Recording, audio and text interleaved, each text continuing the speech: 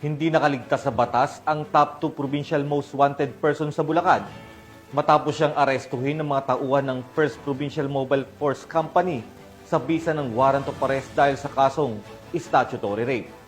Magbabalita dyan si Patrolwoman Mildred Tawagon.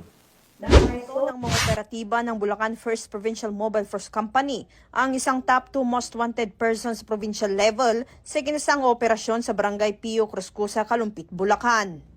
Kinilala ni Police Major Norheda Usman, Acting Force Commander ng Bulacan 1st Provincial Mobile Force Company, ang naarestong sospek na si alias Carlo, 22 anyos, binata, walang hanap buhay at residente ng naturang barangay.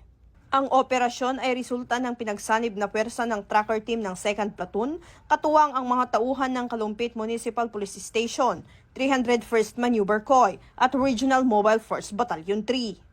Ang sospek ay naaresto sa bisa ng warrant of arrest para sa kasong statutory rape na walang inirekomendang piyansa. Patuloy naman ang Bulacan PNP sa ilalim ng pamumuno ni Police Colonel Angel L. Garciliano, Provincial Director ng Bulacan Police Provincial Office, sa pinaigting na kampanya laban sa mga most wanted persons sa lalawigan upang mapanatili ang katahimikan, seguridad at kaayusan sa komunidad. Hinihikayat din ng kapulisan ang publiko na makipagtulungan sa pamamagitan ng agarang pag-uulat ng mga individual na nagtatago sa batas. Mula dito sa Bulacan Police Provincial Office, ako ang inyong PNN correspondent, Patrolwoman Mildred A. Tawagon, alagad ng batas, tagataguyod ng Balitang Pulis.